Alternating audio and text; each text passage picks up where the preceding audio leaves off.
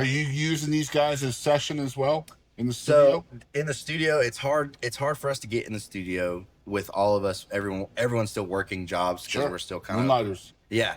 And so, but they have put in like solos and stuff like that, like things they're actually going to be playing on stage. They've tried their best to be on there. But in the early days, it was everyone playing the same. Would you prefer it to be the band as your Yes, sessions? all day long. Why?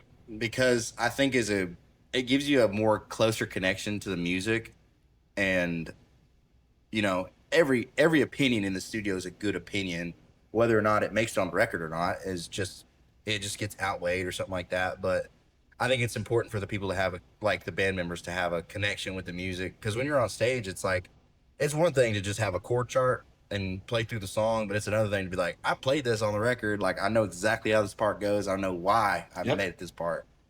But You know who Taylor Honeycutt is?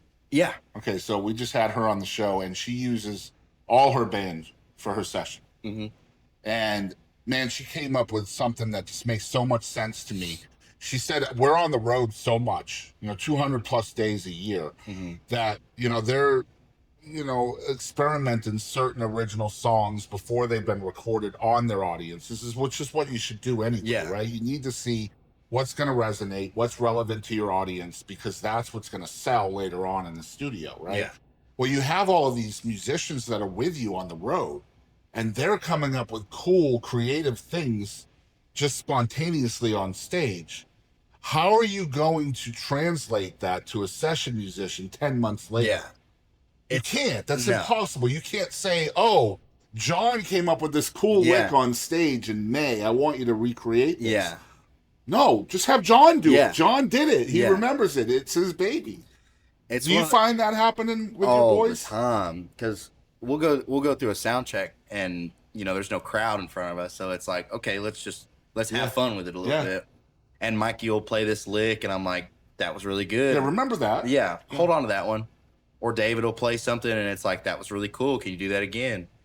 And it's one of those things where like the song will naturally build itself out and produce Yeah. itself, and then you take it to someone like Taylor Kimball, who's our producer right now, and Taylor is like the deciding factor is like, okay, I like that, I don't like that, but you have all this stuff in your book to be like, okay, yeah. So we have enough to just throw at it until one sticks.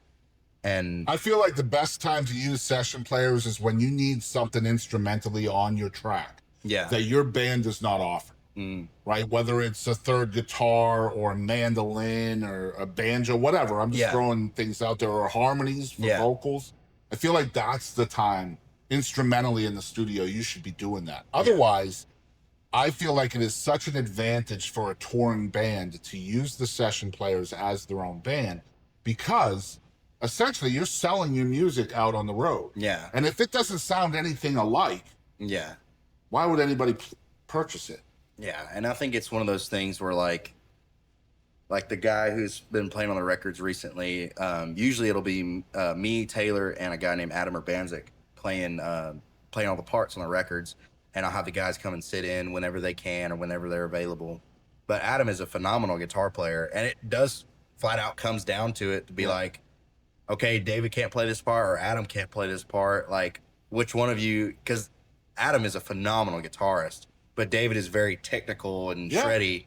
So it's like David will write this part and Adam will try to replicate it and be like, I can't. And I'll be like, I call Dave and he's like, what are you doing? He's like, I'm watching my kids right now. Hey, I need you to come and play this guitar part. And that's like one of those things where it's like, I wish you just would have come to the studio in the first place. And that's not saying any of these guys are lesser than the other one. They just have different strengths, right? Yeah. Yeah. And it's one of those things where it's like, you just have to make it work. And at this era and this growth of our band, it's like time is really the deciding factor. Yeah, because we're literally at the ground floor here. The new EP, this is your debut recording. Right? Yeah. There's no album yet. This is it. This is your EP. Correct me if I'm wrong. That's correct, right? Yeah, that was our first EP. So this is High School Daydream, and this is the ground floor. Yeah. This is who you are now. And the recording is amazing. This is the first one. That's not fair, dude. That's not how it works. You guys are supposed to learn from the bad of the first one, and there's really not any bad in this first one. I tried really hard, and I thought about all the tracks. I'm writing probably 4 songs a week, like Yeah. just pumping them out to hit Taylor as his brick wall. And he's like, okay, I'll let these through. And Yeah.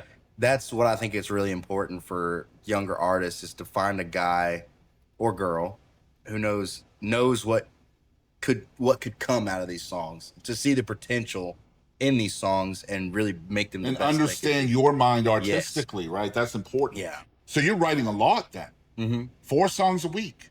Yeah. Is this something that's happening organically, or is it something you're just like, I'm going to write today, whether it's, It's kind of a mix of both. Yeah. Like some days, and it's not 4 songs a week always. It's like on average. Yeah, on average, probably 4 songs a week. Like I've always my house, I'll keep my guitar on my couch or always within some sort of arm's reach of myself, because it's like if I'm not doing anything, I'm just playing, and I'll just play and play and play, and then something will click. I'll be like, that sounded cool, and I'll play it over You're and over doing this again. on the road too?